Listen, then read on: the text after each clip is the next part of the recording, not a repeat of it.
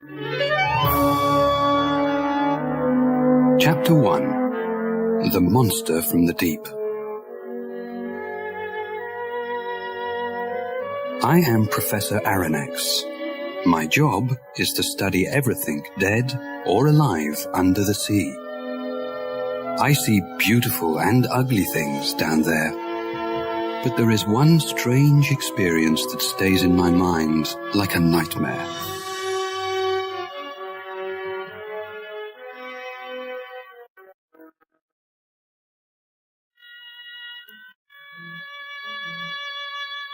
It was 1867. Some sailors said that they saw a dangerous giant monster living in the cold waters of the ocean. Some ships tried to find it and kill it, but they never returned.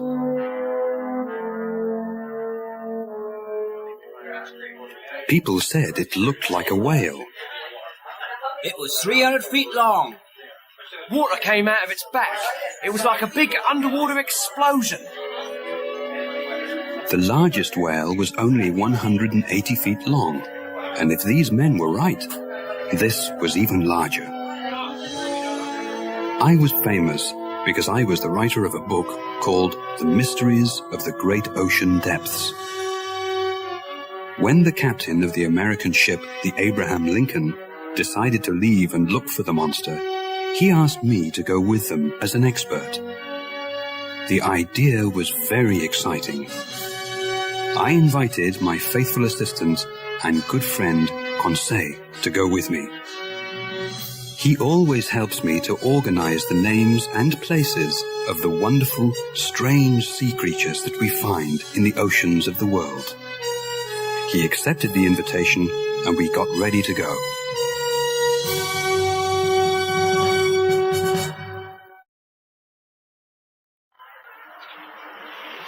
The Abraham Lincoln left New York Harbor on the 3rd of July, 1867.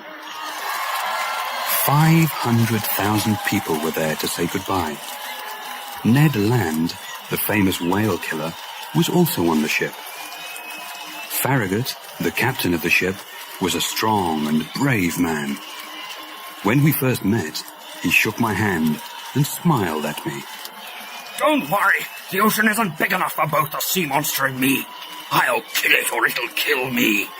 All I know is that one of us will die. I didn't like this idea, but I didn't say anything at the time.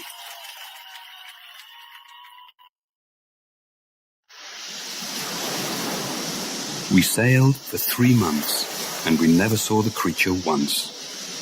The men wanted to find and kill the sea monster, but after all this time, everyone on the ship started to believe that there was no monster.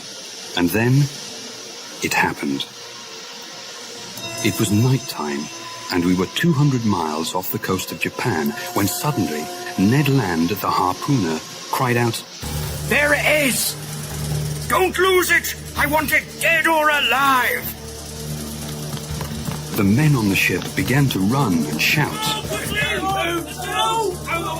Get the rope! Prepare the cannons!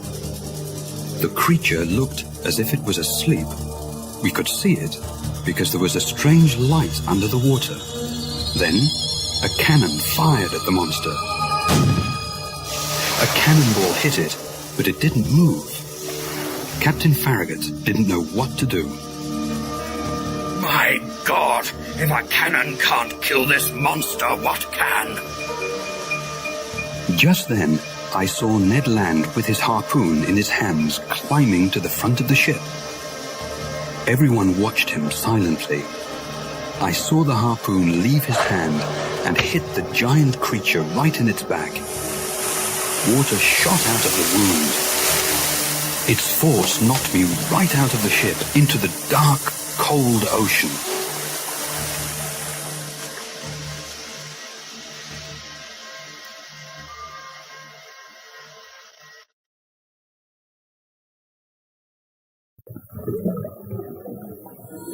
Chapter 2. Saved from the Ocean. I found myself underwater. It was very cold, and I tried hard to get to the top and breathe. When my head was finally above the waves, I saw that the Abraham Lincoln was more than 100 feet away. Help! Help! No one could hear me. My clothes felt heavy in the water. I felt something touch me on the leg. I was terrified. I thought it was a shark, or even the monster. Sir, are you all right, sir? Thank God, it was my faithful assistant, Conseil. Conseil, my boy, what are you doing here? When I saw you fall into the water, sir, I felt it was my duty to follow you. But why did you risk your life to save mine? Your life, sir, is more important than mine. Thank you. You are a true friend. But what happened to the ship? I'm afraid the whale hit the ship, sir. It can't turn around. It was true. The Abraham Lincoln moved away from us. It couldn't turn back. It was dark, and we knew that we had to stay in the water for the night. We hoped that in the morning, someone from the ship could see us, if we were still alive. We were tired. We tried to help each other swim. The moon came out from behind the clouds, and we saw that the Abraham Lincoln was too far away. Just then, we felt we couldn't swim any longer.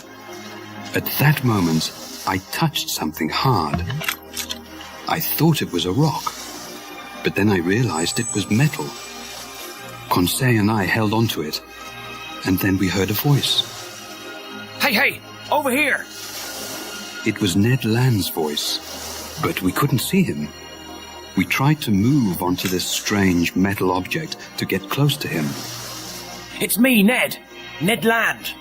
Did you fall into the water too? I sure did, and it was a good thing I landed on this. I landed on the monster. Monster?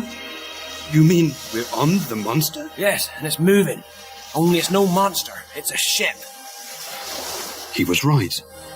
What all of us thought was a large whale was a 300-foot-long underwater ship. Ned sat on a platform which was on top of the ship.